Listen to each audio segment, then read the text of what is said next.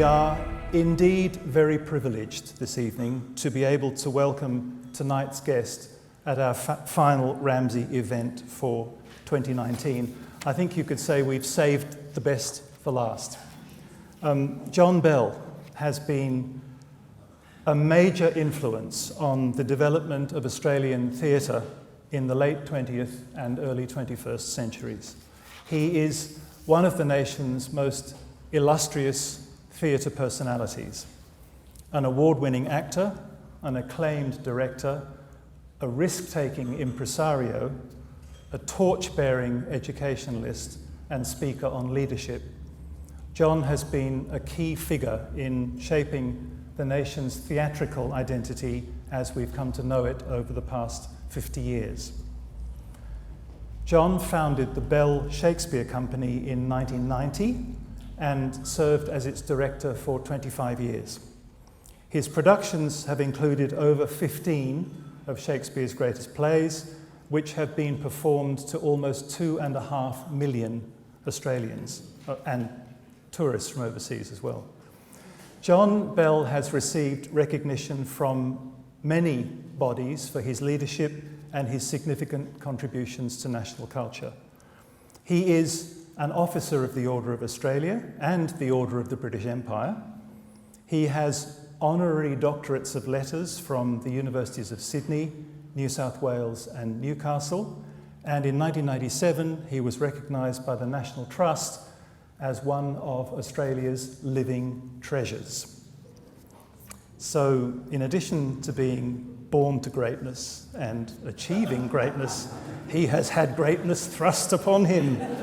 And as we all also know, he is one of the great Malvolios of our era as well. So, ladies and gentlemen, please welcome to the stage John Bell. So, John, what exactly is it about Shakespeare? Why is he still performed all over the world? And not by any means only in English-speaking countries. I'm just remembering what Cassius says, in states unborn and accents yet unknown, he's known and loved. Why has he lasted? Why does he still speak to us so powerfully?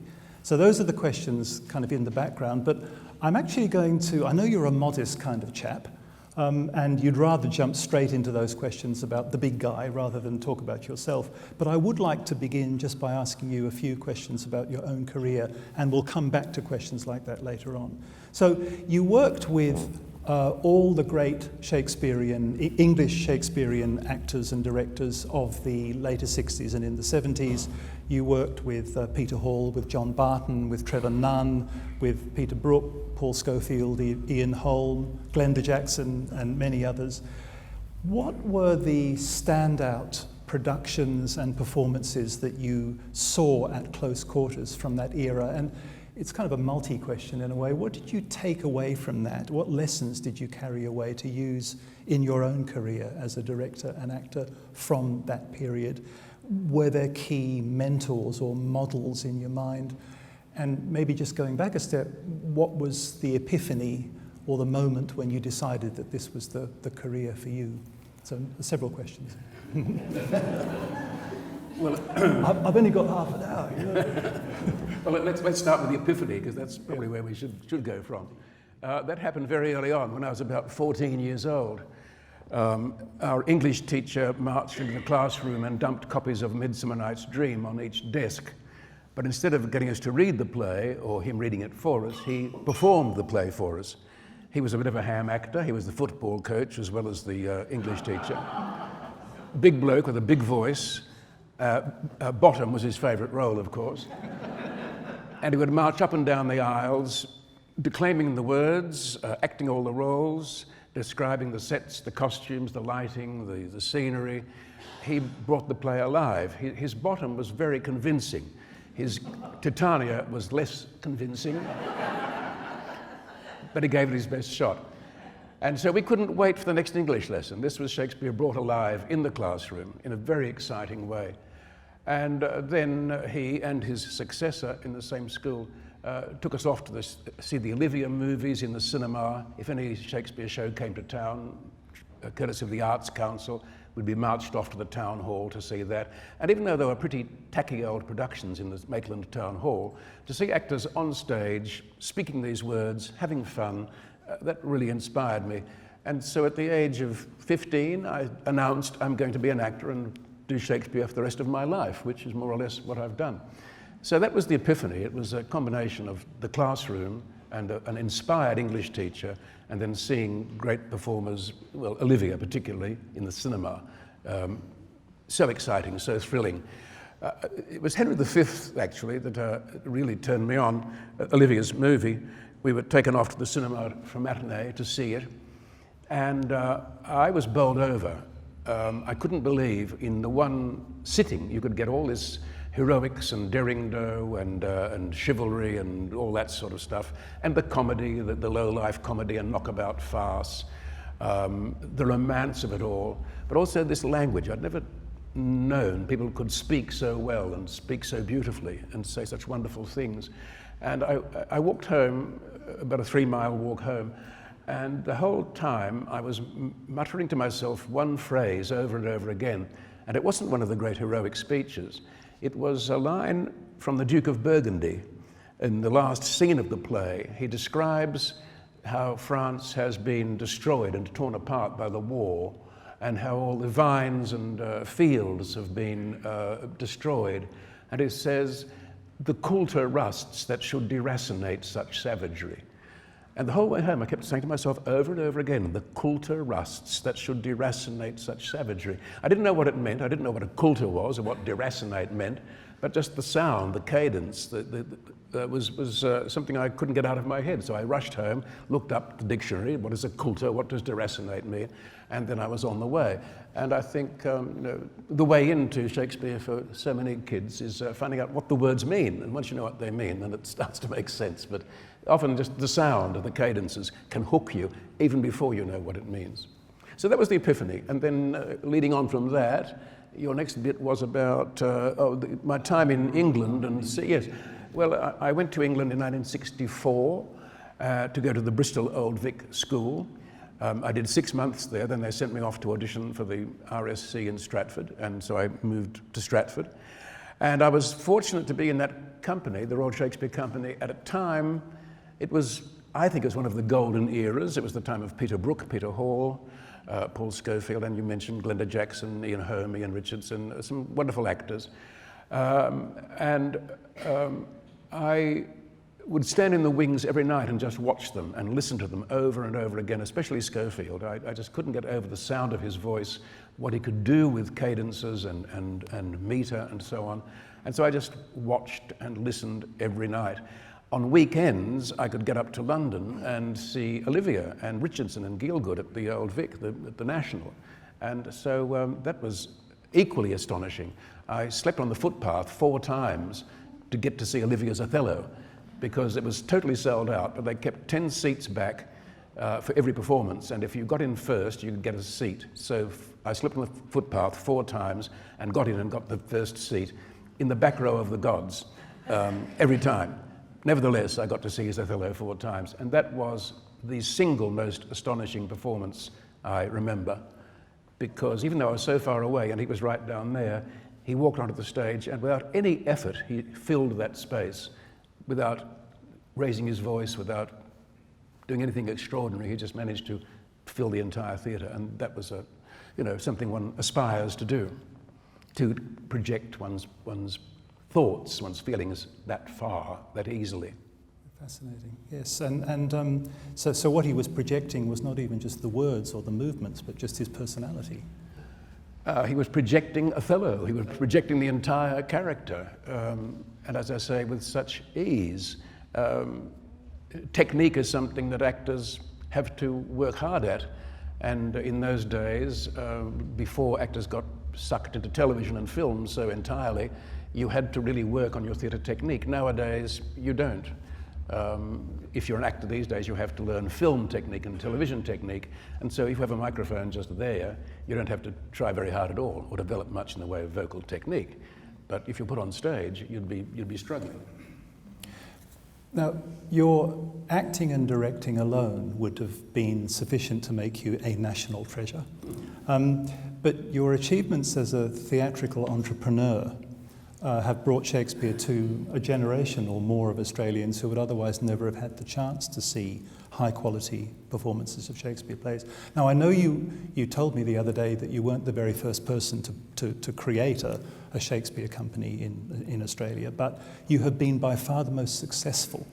And so I wonder if you could just talk to us a little bit about whether you see any connection between those two types of creativity, entrepreneurial creativity and artistic creativity. Well, I guess I've got some pretty good precedents there. Mr. Shakespeare was a writer, actor, director, theatre manager, ran his own company. So there's a good example to follow. Of course, theatre in the 16th century and later was really a matter for actor managers. If we look at in the 19th century, people like Irving and Keane and so on, they all founded their own companies and directed themselves in those roles. But the idea of separating management and artistry, that's become quite a recent thing. Certainly in Shakespeare's day, it was like the old commedia troops in Italy. The whole family was on the road in covered wagons, and they would write the plays, perform them, direct them, run the box office, pull the curtains, sell the pies at interval, the whole lot, you know. And I think Shakespeare was rather similar. He and his 11 companions were the 12 sharers who started the Globe Theatre. So they hired the actors and paid them and took the box office. But basically, he was the chief writer and actor in all those plays. And of course, he was the director as well. The idea of a director is quite a recent thing too. If you were in Shakespeare's company, he would hand out your parts and you would learn them. It's very like the artisans in Midsummer Night's Dream. You know, there are your parts, go home and learn them, come back tomorrow and we'll rehearse it. So the actors were given their parts. They weren't given the whole play because that was too dangerous. They might run off and flog it to a rival company because there was no copyright. And many of them did. So we get some pretty shocking pirated editions of Hamlet, for instance, that someone playing Francisco or Bernardo would run off and sell it to another company. So all you got was your own bit of script. And you wouldn't know what was happening in the play until you all got together and read it. Oh my God, he dies in the end. I didn't get that bit. So the actors would come together and then Shakespeare himself would tell them what to do and how to behave. Very like Hamlet telling the actors how to behave and don't soar the arms too much and don't be too big, don't be too little either. Hamlet playing the director, yes. So that's what Shakespeare would have done. He would have directed the actors. So people were very used to the actor, manager, writer running the company. And we have many precedents of that right through. I mentioned to you that you said I was the first to start a Shakespeare company. I wasn't. We had Alan Wilkie's company. I can't think what years that was. In the last century, when I was at university, I saw John Alden's company. He was touring Shakespeare around Australia, not as extensively as my company has done, but then in those days they had no subsidy from government, they had no corporate sponsors or donors, it was all done from box office. So I really applaud those, Alan Wilkie and John Alden, for the pioneering work that they did in bringing Shakespeare to the country. So was fundraising a big issue for you from the beginning? Fundraising took up about 9/10 of my time, I think, as an artistic director. It's inevitable. If you're going to run an arts company, that's where your focus has to be very largely. And what the time left over is when you do the creative bit. So, we've talked a bit about education already and about schools and your early experiences of a very inspiring teacher. So I'd like to turn now to the huge issue of how you teach Shakespeare, especially perhaps in schools, but also to some extent in universities, but it's more schools I'm interested in. So many people, unlike you, report negative experiences of doing Shakespeare in school. It's dreary, it's boring. Just a few had a great teacher like you did. So what are your thoughts about this? Do you see a continuing place for Shakespeare in school curriculums? And if so, what do you think is the best way to arouse students' interest in this amazing dramatic poetry? I mean, do you think there's a tendency nowadays to run away from teaching Shakespeare at schools? This is just too hard, it's too old-fashioned, it's too elitist, whatever. How should we be thinking about bringing Shakespeare to young people in the future, particularly at school? I guess we do have several obstacles. The mindset that sees Shakespeare as being one of the dead white males, for instance, and therefore no longer relevant or desirable to be taught in schools. That's only I don't know how big a faction would be arguing that particular line. But for teachers who are interested and want to teach Shakespeare and other what you might call difficult subjects, the curriculum is so crowded, there's so little time, they've got to try and squeeze in, as much as they can. I remember talking to a teacher in a school out west, and most of her class was English as second language students. And she said, I have to teach these kids Antony and Cleopatra. I've got 12 hours to teach them and get them ready for their HSC. Well, it's kind of crazy. So overcrowded, so little time, and kids struggling with English as a second language as well. It's a really uphill battle. Nevertheless, I do hope that Shakespeare stays on the curriculum. I think it is being gradually whitewashed out of many curricula, even at university level. There are other easier, softer options, and people see it as either irrelevant or too difficult. But I hope we can keep Shakespeare and other icons there, because it is, it is our history, our culture, our past and our present. I think one way I've found is to get kids performing and speaking the words. Once you're on your feet and speaking it, it starts to make sense. Once you start moving around and feeling the emotions, feeling what's happening, arguing about characters' intentions and motives and what they're doing, get that discussion going. But if you're on your feet performing it, it's much better than sitting swatting out of a textbook and going for the paraphrasing and all that sort of stuff, which is the best way to kill it, I think. I found with very small kids, one of the best ways to start them off is Shakespearean insults.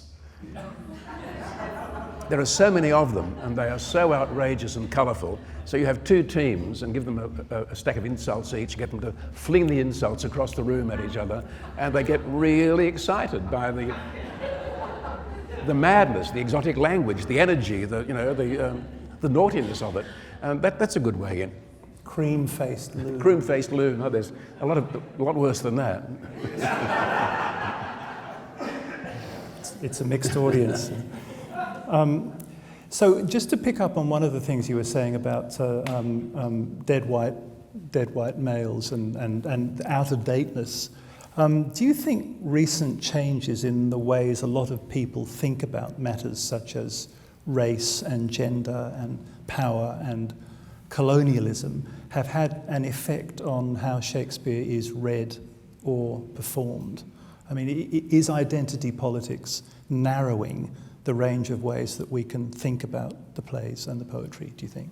Oh, I think that's true, and I think it goes way, way back. I remember 30 years ago when I was doing The Tempest for the first time at the Belvoir Theatre, and I met some American students. They were out here on holiday, and we got chatting, and they said, "What are you doing?" I said, "I'm doing The Tempest at the theatre. Do you want to come and see it?" And they said, "Oh, no, we don't want to watch that because we've been taught that it's a colonial propaganda piece. And therefore we don't want to see it. We didn't study it because we were told not to. It's colonial propaganda." Well, that kind of thing set in many, many years ago. And I think there's still a certain kind of market for that kind of thinking, which is crazy. If anything, I'd say The Tempest is an anti-colonialist piece. You take someone's land away, you take away his language, his religion, you chain him to a rock and then ply him with alcohol to make him subservient. That's got a familiar ring about it. So I think the piece is anti-colonialist. And with all of Shakespeare, you asked me earlier, why have the plays lasted so long? What is it that keeps them alive? And I think one answer to that is that the plays are not quite finished. He asks lots of questions but doesn't answer them. Unlike, say, Brecht or George Bernard Shaw, and many writers today writing with a political or social agenda and giving a message, that's the antithesis of what Shakespeare does. He never preaches, he's never didactic, he never gives you a message. Now that can be frustrating at times. If you're in the rehearsal and you say, well, what does he want? What is he saying? What is he trying to tell us? And that's where the debate takes place. But in fact, he's not telling us anything. He's just showing us the way things are. It's up to us to provide the answers to that. So, in a sense, the plays live on because each generation provides its own answers to the questions about racism, about sexism, about the patriarchy, about anti-Semitism. We bring our own attitudes, our own answers to those and play them in a way that makes sense to us. If Shakespeare had locked it down and said, there's the problem, there's the question, there's the answer, then you'd stick it in a time capsule and say, well, that's what they thought back then, or that's QED. But no, he throws it open to us. What do we think about these big moral issues? And that debate is what is healthy. And as I say, every generation brings its own answer to those questions. So the play keeps changing. The play keeps changing. The text doesn't. The text is the words on the page. That's just the text. The play is what happens when people pick up the text and start performing it. That's where the play happens. So put this way, the text stays the same, but the play is always new. And that, I think, is one reason why Shakespeare will always be fresh and new. As long as we have families, as long as we have ambition and murder and lust, and Shakespeare's got a place and things to say to us. Indeed, the text stays the same, but it's such wonderful text. Isn't that the other thing, that a given metaphor or a given phrase allows so many different readings and interpretations that even though the text stays the same, it's multi-dimensional as well. Yes, well, like any good piece of poetry, a metaphor. Ambiguous. Well, yeah. Yes, the plays are ambivalent, they're ambiguous. I think perhaps one possible reason for that is that Shakespeare was taught at school to debate.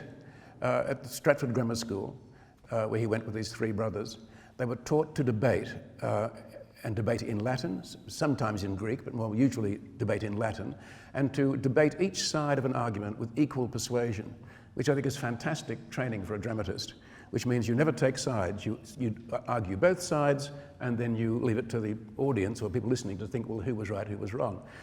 Julius Caesar is a perfect case of that. You keep switching allegiances watching that play. Is Brutus right or is he wrong? Is he up himself? Is Cassius too cowardly? Is he right? Who's in the right here? And the answer is nobody. They're all right or wrong at various parts of the story, just like we are in real life. And I think as long as the plays retain that ambiguity, we shouldn't try and solve them. We should just present the audience with the situation. I suppose Merchant of Venice is a very good case of that. That people can get very angry or turned off or perturbed. This play is anti-Semitic. Well, in fact, I'd say it's the reverse. We see Shylock as the persecuted one, the victim of prejudice, and his daughter is taken from him. She converts to Christianity. She takes all his money. He's spat on by the Christian merchants. I mean, no wonder the guy gets, a little bit feisty.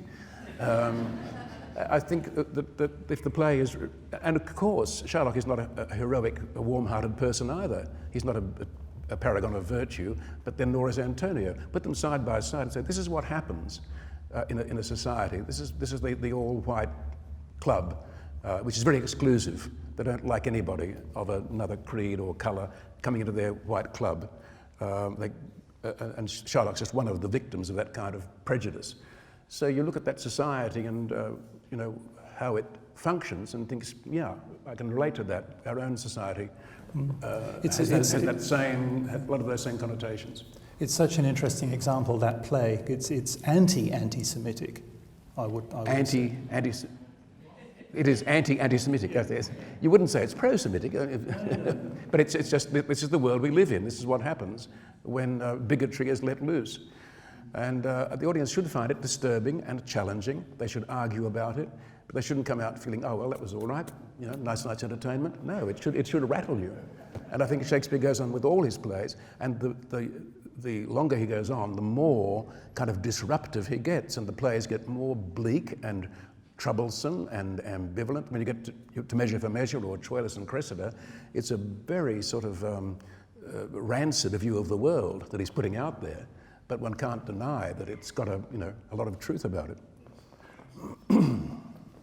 Othello I'm thinking of as well, John. What you've just said about The Merchant of Venice is also true in spades about that play, in the sense that don't you want as a director and as an actor to preserve as much of that ambiguity as you can in the performances and in the productions, rather than closing down on the possibilities, which is what's tended to happen with identity politics ways of doing the plays. I mean, if Othello is just about racism, you miss so much of what's in it, right? Isn't that so? Yes, indeed. And it seemed as if a sudden rise in the popularity of Othello happened in the 60s and the 70s at the time of the social justice movements in America, and everybody said, well, this is obviously a play about race.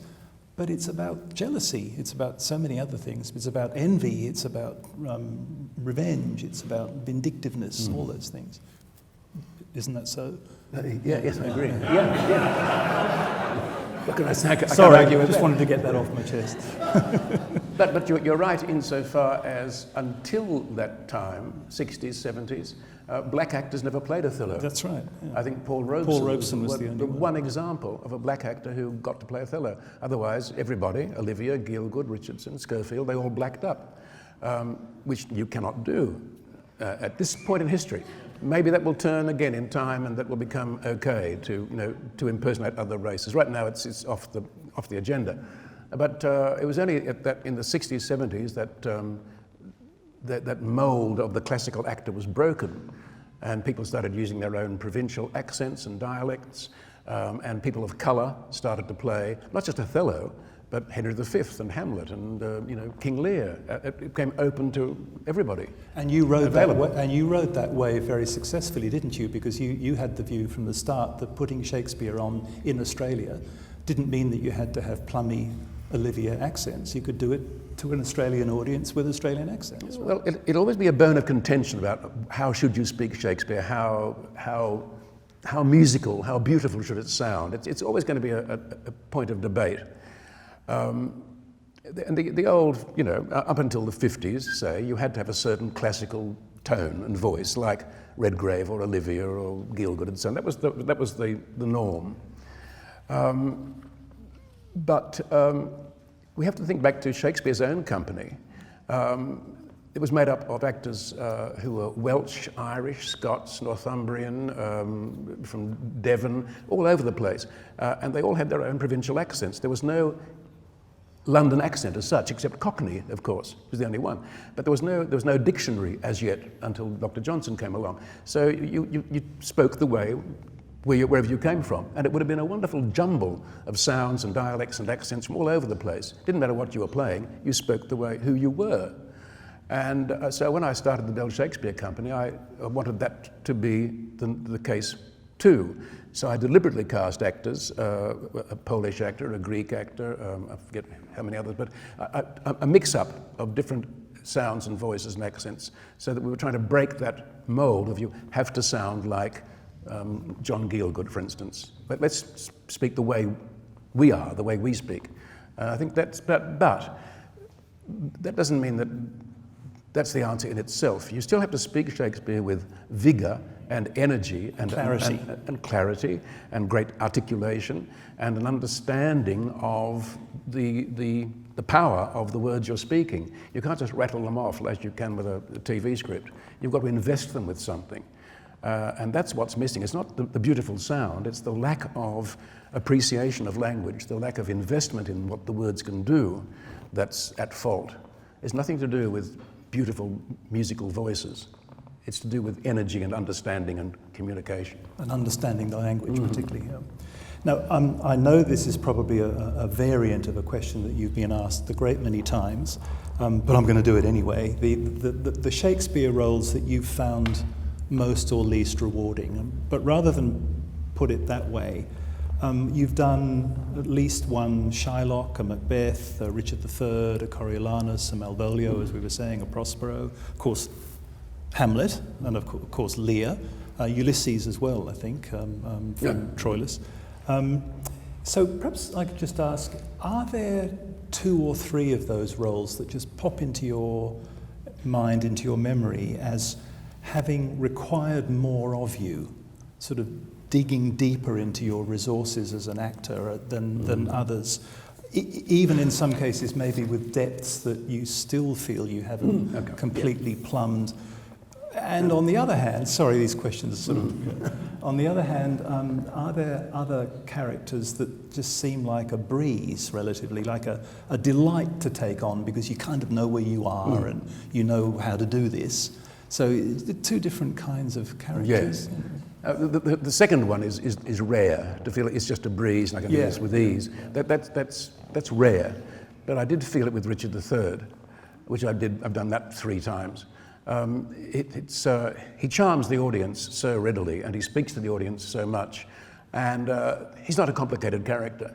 He's very much out for number 1, and you see a few gangster movies, you know how to play Richard III, and he's delicious and he's funny and he's smart, and you can do lots of different things with Richard III.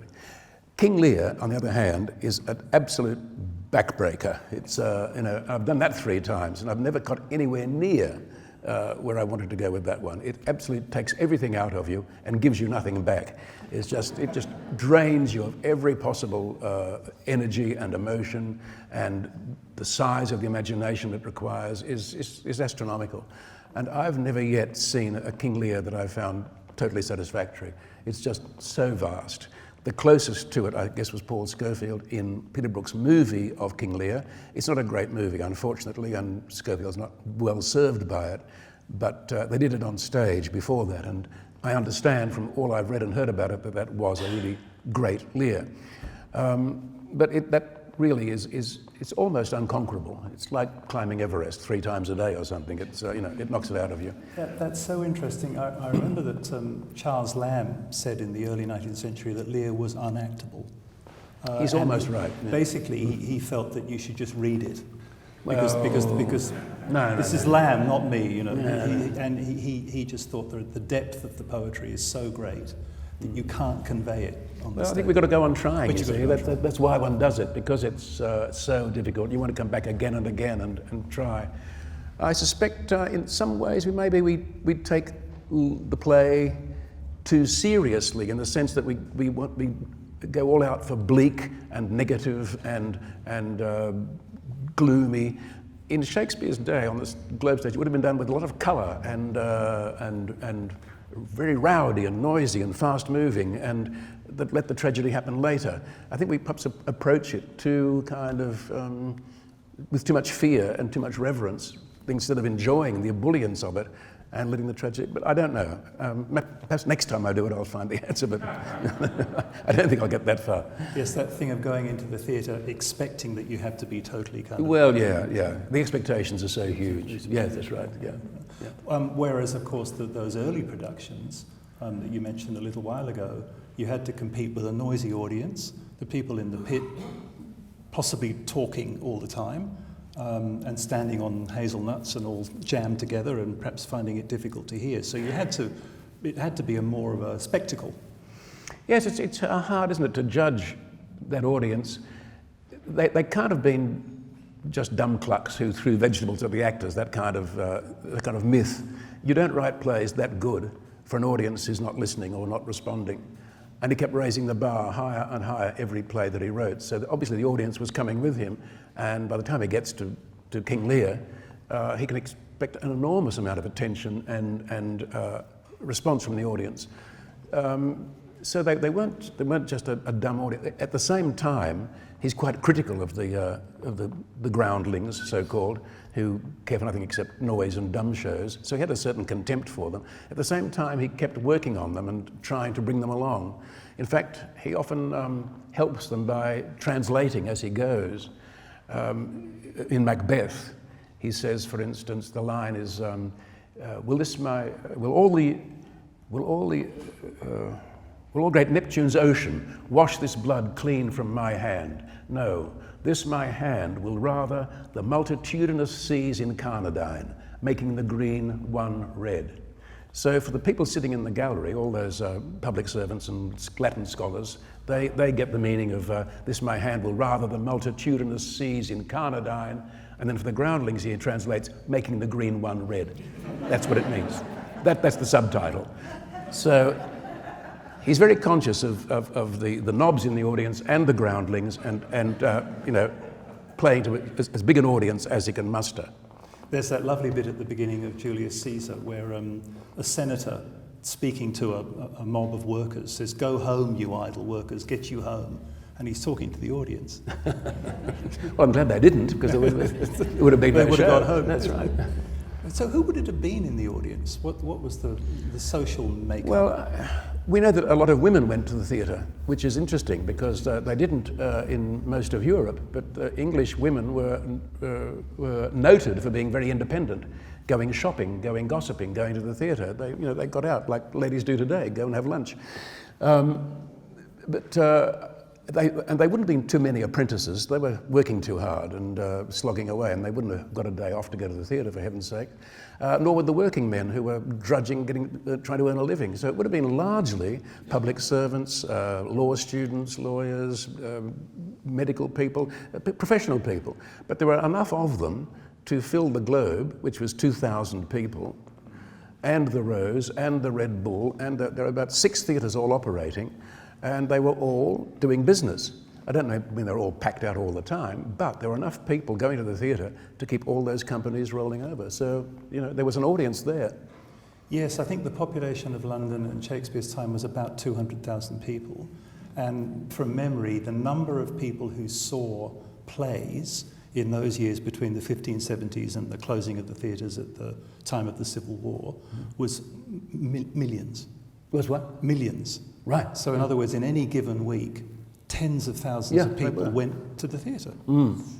Well, after all, Which they still did. If the only alternative was bull baiting, right, it probably would have been a good choice. And the women would not have gone to the bull baiting; they would have gone to this. Maybe. So we kind of come back to where we started out with this question about what is it about Shakespeare. So what do you find more enthralling about him than any other playwright? Are there still passages that send shivers down your spine? What might it mean to say he is essential to us, to our conception of ourselves as selves? Is he, like Harold Bloom says, is he the founder, the originator of the modern conception of what it means to be an individual? Well, yeah. That's another whole stack of questions. Sure, no, but Harold Bloom says Shakespeare invented the idea of personality, which is rather a big claim. But if you think back to before Shakespeare, the drama before him, the characters are pretty like stock characters. You get your tyrant king and your dashing hero and your comely maiden, etc. They're all pretty uncomplicated. And the idea was that people were governed by the humours, the chemical makeup of your body, or by the stars. That's how your character was determined. And Shakespeare was refuting all that. The fault is not in our stars, dear Brutus, but in ourselves. And he pooh-poohed the whole idea of character or a character being formed and fixed. Instead, he's saying we are a bundle of contradictions and warring impulses, and we are totally unpredictable. You can't count on anybody to be consistent because we're just not. And I guess Hamlet is the prime example of the modern man who is never fixed for a moment in his so-called personality. It just shifts moment to moment according to circumstances. So I guess in that sense, Bloom is right. But your question about what is it that's so special, I think it's the range. It's the range of work, and it's the wholeness. If, as some gloomy commentators have said the world is destroyed in the next 1,000 years, either through nuclear war or despoiling the ecology, and we're just left with a barren planet. If an alien were to land and find 2 or 3 survivors huddling in a cave and said to them, what was it to be human? What was humanity all about? They could say, well, there you are, there's a book, the collected works of Shakespeare, that will tell you what humanity was like. The full range of emotions and thoughts and aspirations, hopes and despairs, villainy and virtue. It's all there in the plays, and particularly in the sonnets. That's what humanity used to be. That's what it was like. I think the range is that huge. There's no other writer covers such an enormous range. No matter who you mention, they stick to one kind of well-worn piece of territory. Chekhov, for instance, is my second favourite playwright, but he's writing a very small part of human experience with great genius, but it's very compact. Whereas Shakespeare, not just comical, tragical, historical, pastoral, but within those genres, there are no 2 comedies that are anything like each other. They're like chalk and cheese. As You Like It is nothing like The Merchant of Venice. Romeo and Juliet is nothing like Hamlet. He creates a different world for each play, and they are all convincing worlds. On the one hand, we know when we go to see them that these worlds don't really exist. Venice is not really like that. Denmark's not really like that. The Forest of Arden is just a fantasy. But when we're sitting in the theatre, we believe in the worlds he's created. And the range of stories and emotions and philosophies he takes us through is extraordinary. And I think that's why he's unique. Simply the imagination is so boundless, as is the curiosity. I'm just thinking of something Iris Murdoch says about Shakespeare and Tolstoy, which is that these are the 2 great demonstrators of the reality of other lives. So you watch a Shakespeare play, you read a Tolstoy novel, and you're overwhelmed by these real lives that they've imagined. And I'm wondering if we can connect this to what you were saying earlier on about why he's not like George Bernard Shaw, for example, because Shakespeare keeps himself out. Yep. All you've got is the lives, and therefore he's showing you, as a watcher of the play, how to keep yourself out too. Yes, I think that's why we're so bent on trying to find a biography of Shakespeare. We want to know what he was really like, because, as you say, he's invisible. He's the invisible man. He never tells us what he thinks or feels. For every argument, there's a counter-argument. Totally unlike Shaw or Brecht, to tell you exactly what you have to think. This is the message. And it's kind of frustrating that we don't know what he was. But on the other hand, it's a blessing, because if we did know, then we'd start shaping the productions and the plays to fit our image of that man. The fact that he's totally ambivalent and invisible means that we'll never know, and we have to go on trying to seeing the plays through our eyes rather than his, in a way. And the sonnets too, you see, there's a whole life story in the sonnets. It's a fantasy, it's a fiction, and yet it's so convincing. You'd swear this really happened, but I'm convinced it didn't. It's a drama he made up. So with the sonnets, I mean, people don't often say this. They like to think of the sonnets as the one glimpse that you have of what the real Shakespeare was like in this love triangle. And you're saying that even they are a dramatic. Yes.